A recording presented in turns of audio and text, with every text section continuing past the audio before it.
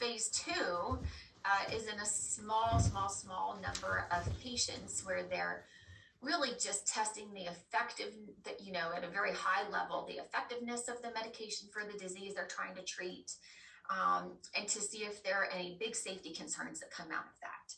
So phase 3 studies are really with the large number of patients, where it's again confirming the effectiveness of what was seen in phase 2, which is kind of that proof of concept study.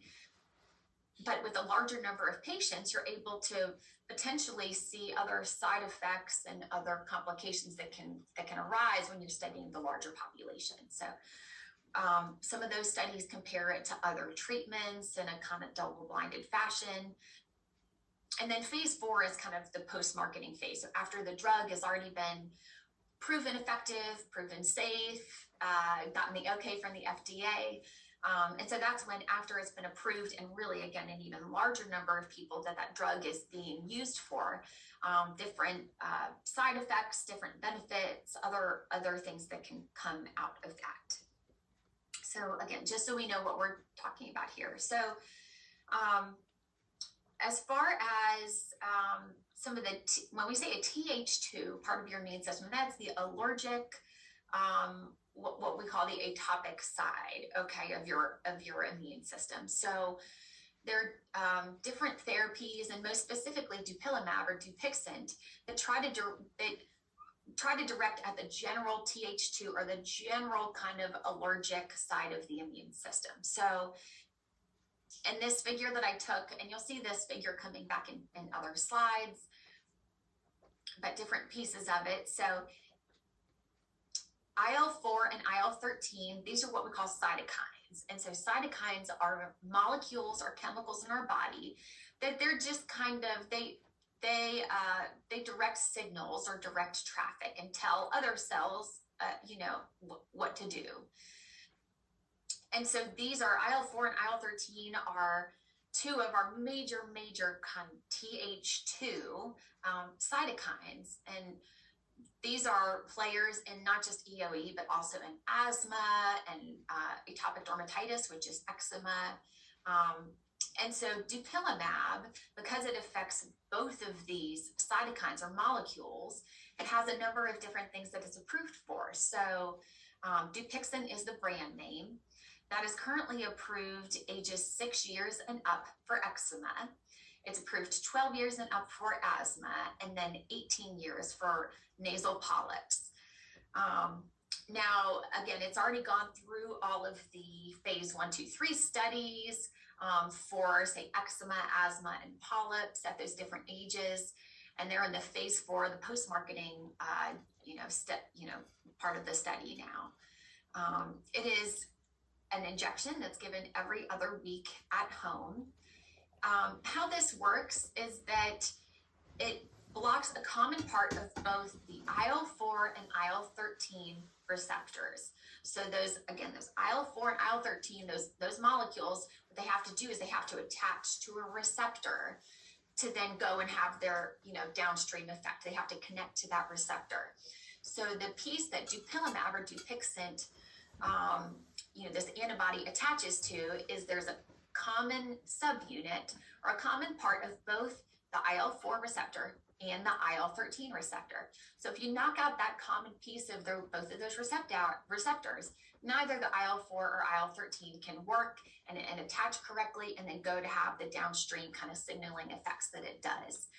And like I said, this is really exciting because both of these are key drivers for the Th2 or the allergic inflammation.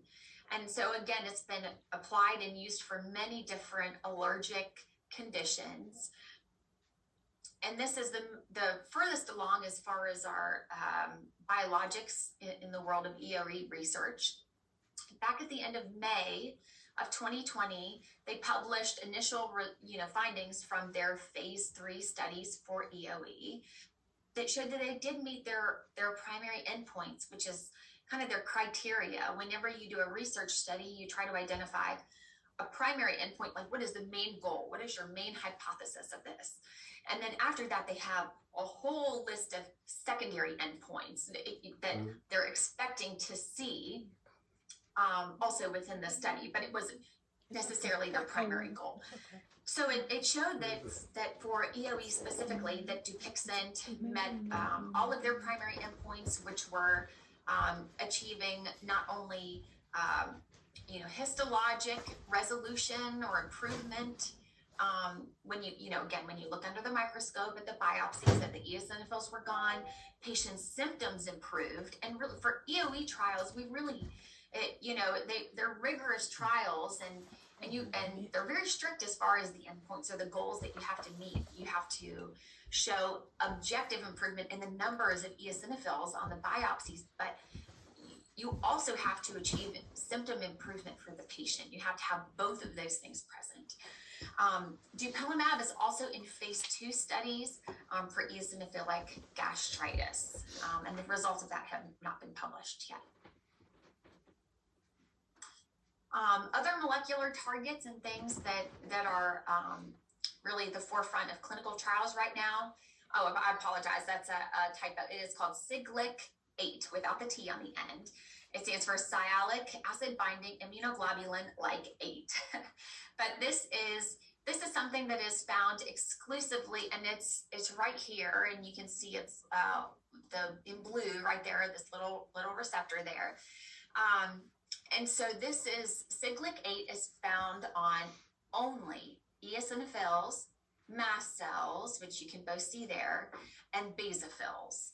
Okay, and so these cells, these eosinophils, mast cells, and basophils, they rely on this Siglec-8 molecule. And so if you direct antibodies against that receptor, what happens is that the eosinophil ends up dying.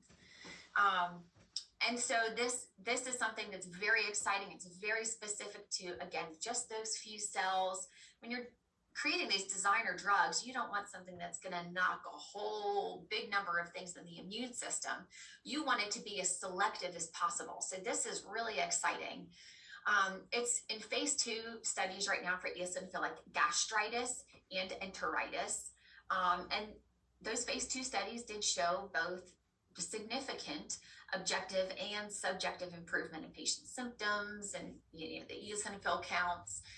It is in phase 3 studies for eosinophilic esophagitis right now, and the results of that are pending.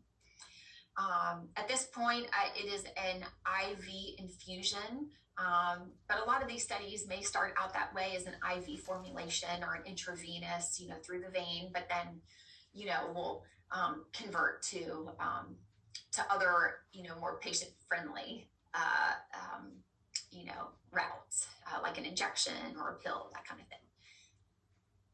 TSLP is another kind of target that is very much involved in the Th2, that whole allergic side of the immune system. This stands for thymic stromal lymphopoietin, and it kind of acts as a switch for our immune system. So it kind of helps determine whether that cell or in general for that immune system, are you going to go down that allergic pathway, or are you going to go down more the Th1 kind of anti-allergy route?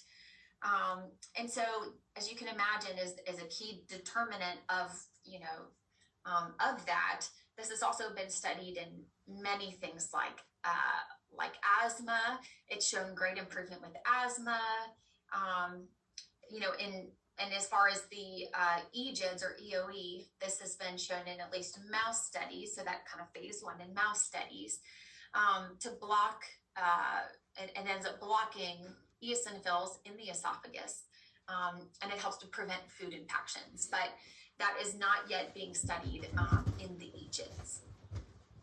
So one last category, there are different anti-eosinophil specific therapies. So I know we just talked about Siglec-8, that it affects a few of those cells. Now, there are now, say, 3 different anti-eosinophil specific therapies. And so the target here, the common target for those is IL-5. We talked about cytokines and they help direct traffic. Well, IL-5, if it's present, it helps kind of attract eosinophils to that site. So when we look at biopsies of the esophagus, there are very high levels of IL-5 there. And again, we think they draw in the eosinophils. So